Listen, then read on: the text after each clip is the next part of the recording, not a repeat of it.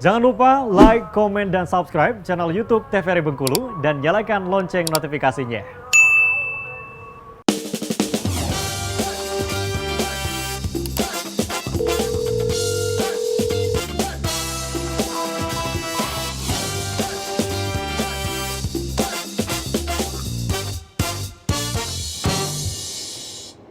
Baik pemirsa, terima kasih Anda kembali menyaksikan Dokter Kito pada hari ini masih dengan tema kita membahas mengenai rabies. Kita kembali ke Dokter Wenti. Ini menarik sekali nih dokter. Tadi menjaga kebersihan juga. Nah, kalau untuk rentan waktunya dokter dari pertama kali kena gigitan hingga menyerang ke dalam tubuh dari infeksi ini sendiri berapa lama? Jadi masa inkubasinya bisa dari 0 hari sampai 1 tahun bisa. Tergantung kekebalan tubuh kita satu ya. Tapi gejala yang ringan-ringannya itu 2 sampai 10 hari sudah kelihatan. Tapi itu yang tipis-tipis aja kayak mual, muntah, sakit, nyeri, panas di bagian lukanya. Nanti dari sana mulai berangsur-angsur dia menyebar ke sistem saraf pusat. Artinya nggak langsung ada gejala yang... Makanya kalau misalnya sering kan dengar kata orang tua, ih digigit anjing, itu anjingnya ditangkap, ada fungsinya. Kenapa harus ditangkap anjingnya? Buat diobservasi, karena tadi anjing yang terkena rabies setelah muncul gejala pertama, dia 4 sampai 10 hari biasanya akan meninggal. Jadi harus kita lihat, kan kalau kita tangkap nih, kita lihat, oh dia meninggal, berarti bahaya nih, kemungkinan rabies, seperti itu. Oke, jadi jangan sampai telat penanganannya ya dok? Ya, jadi ada indikasi-indikasinya nanti ya mungkin dijelaskan sama dokter Esa kapan harus divaksin, bagaimana cara pembersihan lukanya, seperti itu. Oke, kita lanjutkan dokter ke materi.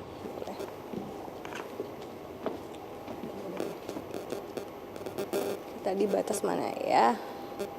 Ya, di sini tadi ya. Oke, jadi perkembangan rabies di Indonesia itu tadi kembali lagi ya, hanya 8 provinsi yang bebas rabies. Sisanya berarti endemis rabies. Berarti selalu ada kasus di sana. Berarti di Provinsi Bengkulu juga termasuk selalu ada? Ada. Oke. Kalau di lapangan sendiri dokter bertemu dengan kasus rabies? Waktu saya sekarang di puskesmas sih belum pernah ya yang ketemu kasus rabies, tapi waktu pendidikan ada. Oke, nah jadi rabies ini merupakan menular akut dari sistem saraf pusat yang disebabkan oleh virus namanya rhabdovirus ya, yang kita kenal dengan rabies tadi. Nah, dia menyerang otak hewan, berkembang dan menyebar ke seluruh jaringan saraf. Itu juga terjadi pada manusia. Akan menyerang sistem saraf pusat pada tubuh manusia dan akan berkembang menyebar ke seluruh tubuh. Ke seluruh sistem tubuh kita akan terkena. Artinya gejala dari hewan yang terinfeksi dan manusia yang terinfeksi mirip, Iya. bahkan sama? Iya, sama. Oke. Oke, jadi menimbulkan paralisis, kelumpuhan, dan berakhir dengan kematian. Lalu sampai saat ini belum ditemukan obatnya, yang ada hanyalah vaksin anti rabies. Ya. Nah, penyelamat utamanya adalah penata laksanaan luka gigitan dan kecepatan pemberian VAR atau vaksin anti rabies tadi. Ini yang bagian dapat menyerang manusia, dokter. Ini hanya menyerang ke manusia saja atau bisa menyerang sesamanya? Sesama manusia, zombie jadi. Sesama hewannya, dokter.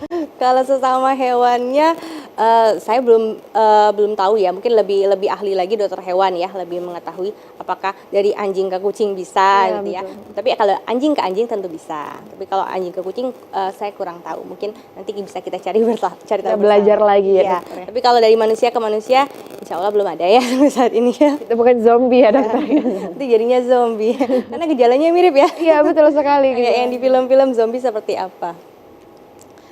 Oke, jadi penyakit menular akut dari sistem saraf pusat yang disebabkan oleh rhabdovirus. Cara penularannya yang tadi ya, melalui gigitan hewan tertular rabies, diantaranya tadi anjing, kucing, kelelawar, kera ya. Nah, lalu melalui non gigitan, itu tadi jilatan. Jadi dari air liurnya, air liur yang terkena rabies tadi, kalau ada luka atau mukosa kita yang kayak mata, kemudian tenggorok mulut kan terkena, makanya jangan sampai nyium anjing gitu ya. Iya. Kalau dia terkena rabies kan bisa menular langsung ya.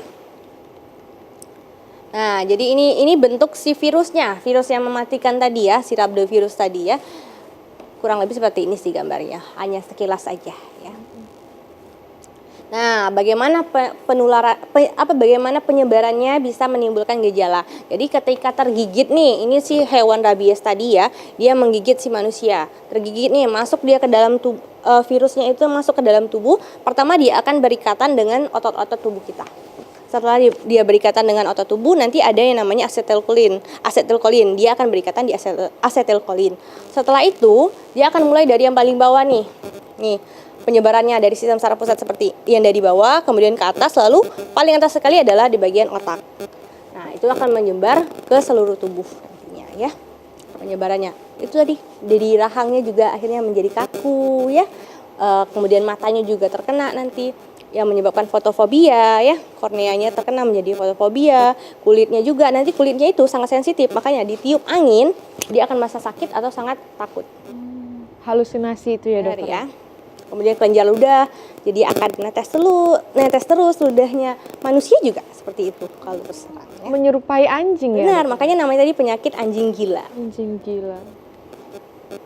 Oke, periodenya nih ada inkubasi, prodromal, ini yang neurologi akut tadi ya, yang udah kena sistem saraf pusat, kemudian koma, akhirnya kematian ya.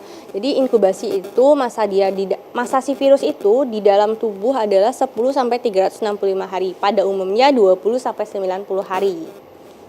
Dan di sini tidak ada gejala.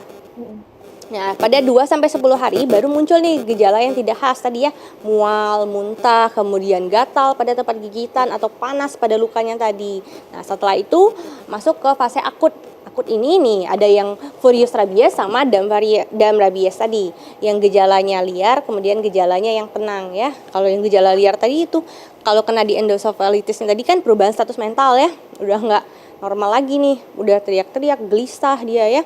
Kemudian halusinasi, hiperaktif ya, kemudian takut terhadap angin, takut terhadap cahaya, lalu takut terhadap air, itu nggak bisa mereka. Kita tiup langsung ketakutan, kita kasih percikan air langsung ketakutan, luar biasa nanti takutnya ya. Kemudian gangguan batang otak tadi ya, terjadi disfagia, tidak bisa menelan dia ya, hidrofobia tadi. Kemudian kelenjar air ludahnya netes terus ya. Nah, kalau yang dam rabies tadi dia lemah, lesu, kemudian lumpuh ya, lalu gangguan sphincter ani juga, pokoknya yang lesu-lesu, lemas-lemas itu di dam rabies gejalanya ya. Tapi dari air liur itu tidak menularkan yang infeksi, terus ada yang menjaga orang yang infeksi ini tidak menularkan, dokter ya? Kalau dari manusia ke manusia sampai saat ini sih belum terbukti ya bisa terbukti menular. Tapi kalau dari hewan jelas ya. Makanya kalau misalnya apa-apa jangan langsung bersentuhan, pakailah sarung tangan, misalnya pakai pelindung ya.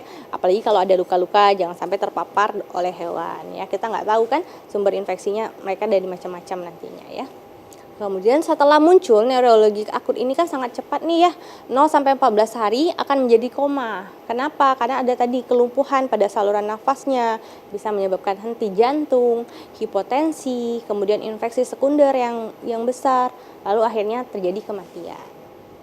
Jadi jika tidak tertangani, jika sudah sampai akut neurologikal, maka prognosis untuk kematiannya bisa sampai 100%.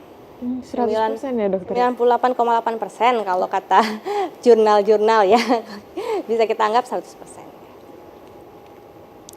Nah, ini tahap prodromalnya ya, demam, lemas, lesu, tidak nafsu makan dia, kemudian insomnia, sakit kepala hebat, sakit tenggorokan, dan sering ditemukannya nyeri.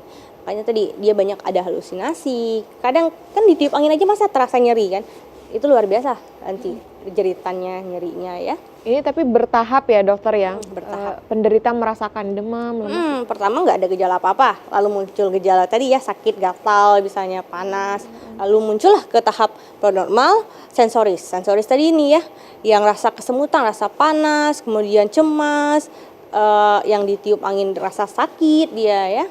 Sensorisnya terganggu, jelas karena bagian otaknya ya terganggu ya. Lalu eksitasi, menderita berbagai macam gangguan neurologik ya.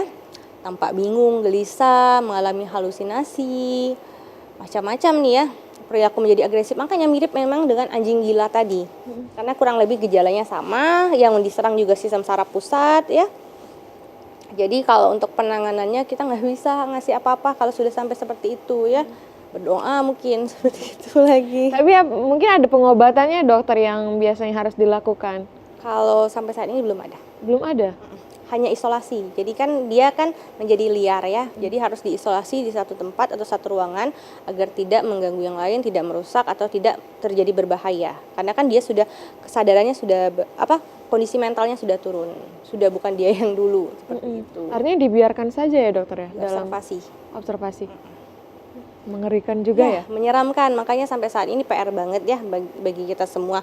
Jangan sampai terkena di tahap akut neurologi tadi. Jangan sampai menyerang sistem saraf pusat. Kalau sudah sampai sistem saraf pusat, maka prognosanya akan sangat buruk. Ya. Jangan berubah menjadi zombie ya dokter. Iya, jadi kalau sekarang bilangnya mungkin zombie kali ya. Karena ciri-cirinya mirip kayak film-film di zombie Jadi pemirsa. mungkin kalau kita telah lagi, zombie itu berangkat terjadi kerusakan di sistem saraf pusatnya, berarti ya masalahnya di zombie itu adalah otaknya yang terinfeksi. Maka gejalanya juga mirip dengan rabies tadi. Ciri-cirinya juga hampir mirip. PR kita bukan hanya kita aja ya, di seluruh dunia juga. Bayangkan aja per 10 menit ada satu yang kena rabies. Nah, jadi gimana nih, rabies ini bisa dicegah atau enggak, atau pasti menimbulkan kematian. Jadi bisa dicegah, 100% bisa dicegah. Tadi kan vaksinnya sudah ada, maka bisa dicegah. 100% bisa dicegah. Tapi kalau sudah kena neurologi tadi, 100% tidak bisa disembuhkan. Untuk saat ini ya, mudah-mudahan suatu saat ke depannya nanti ditemukan obatnya. Untuk pencegahan apakah hanya dengan virus Vaksin. Vaksin saja? Ya, vaksin, kemudian pemeliharaan hewan-hewan tadi, kemudian perlindungan diri ketika menghadapi hewan. Tapi step yang paling pertama adalah vaksin ya dokter? Ya, nanti juga ada indikasi yang perlu divaksin apa, yang tidak perlu divaksin apa. Mungkin akan dijelaskan oleh dokter Elsa nanti. Karena kan kalau kayak kena jilatan aja, tapi kalau nggak ada luka, nggak usahlah divaksin ya. Terus kan kalau luka pun kita lihat derajat lukanya nanti. Apakah lukanya derajat yang berat atau yang ringan, perlukah divaksin atau tidak, seperti itu. Harus ada pengawasannya juga. Benar, ya? harus dan ini sebenarnya vaksin rabies itu bisa didapatkan gratis ya dok ya, gratis nantinya. Oke, sebelum kita lanjutkan kita harus jeda dulu dokter. Oke pemirsa jangan kemana-mana, tetap saksikan Dokter Kito bersama Kito Sehat.